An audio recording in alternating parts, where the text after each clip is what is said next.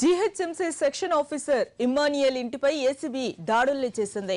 ఇమ్మాన్యుయల్ ఆదాయానికి మించి ఆస్తులు కలిగినట్టుగా గుర్తించిన ఏసీబీ ఆయన ఇంటిలో విస్తృత తనిఖీలను చేసింది.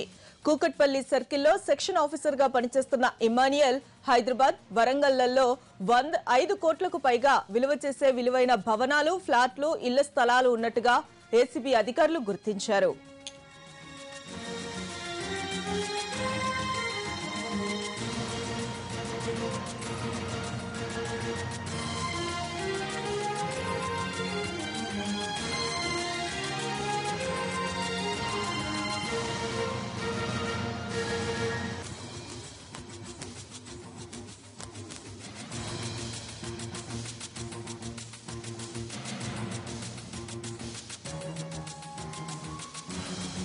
ఏసీబీ రైట్స్ కి సంబంధించిన పూర్తి డీటెయిల్స్ ని మనకి రాధాకృష్ణ అందించేందుకు సిద్ధంగా ఉన్నారు.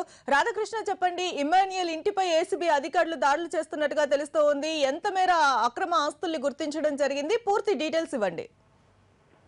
మమత, ఏసీబీ అధికారులకు ఇవాళ భారీ అవినీతి తిమింగలం చిక్కిందని మనం చెప్పుకోవచ్చు. ఆదాయానికి మించి ఆస్తులు కలిగి ఉన్నాడన్న సమాచారంతో ఏసీబీ అధికారులకు వచ్చిన ఫిర్యాదుపై కేసు నమోదు చేసి దర్యాప్తు చేయడం జరిగింది. ఇవాళ ఏసీబీ అధికారులు ఆకస్మిక దాడులు చేయడం జరిగింది. కుకట్పల్లి బాలాజీ నగర్ లోని నివాసం ఉంటున్న ఇమానియల్ ఇంటితో పాటు వరంగల్లో ఆయన ఇంటి పైన ఏకకాలంలో కూడా దాడులు చేయడం జరిగింది. ఈ దాడుల్లో భారీగా ఆస్తులను కూడా గుర్తించారు. ఇప్పటికే హైదరాబాద్ లో జరుగుతున్న దాడుల్లో మాత్రం ఒక అపార్ట్మెంట్ లో సంబంధించిన ఫ్లాట్ తో పాటుగా మరికొన్ని ఫ్లాట్లను కూడా గుర్తించడం జరిగింది. ఇక్కడి వరకు చూస్తే మాత్రం సుమారు 1.5 కోట్లకు పైగా కూడా ఆస్తులను ఇప్పటి వరకు గుర్తించడం జరిగింది. వరంగల్లో ఆయన ఆస్తులకు సంబంధించి ఇంకా అక్కడ దాడులు కొనసాగుతూనే ఉన్నాయి. అధికారులు సోదాలు చేస్తూనే ఉన్నారు.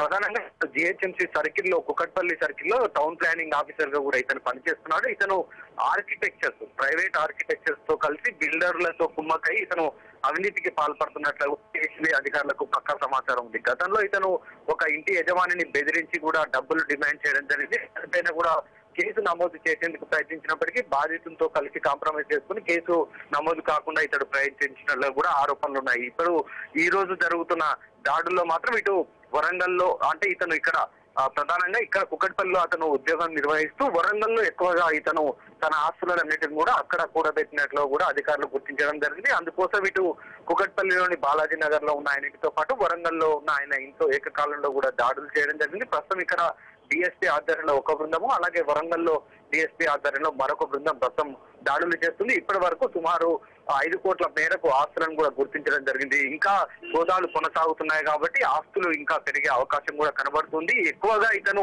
ఫ్లాట్లు, అపార్ట్మెంట్లకు సంబంధించిన ఫ్లాట్లను ఇతను ఎక్కువగా కొనుగోలు పెట్టారు. అలాగే బ్యాంకు లాకర్లను కూడా ఇంకా ఓపెన్ చేయాల్సి ఉంది. ఒకవేళ వీటిని కూడా ఓపెన్ చేస్తే మాత్రం ఇంకా ఆస్తుల వివరాలు, ఆస్తుల సంఖ్య కూడా పెరిగే అవకాశం కూడా కనబడుతుంది. మమత, థ్యాంక్ యూ రాధాకృష్ణ.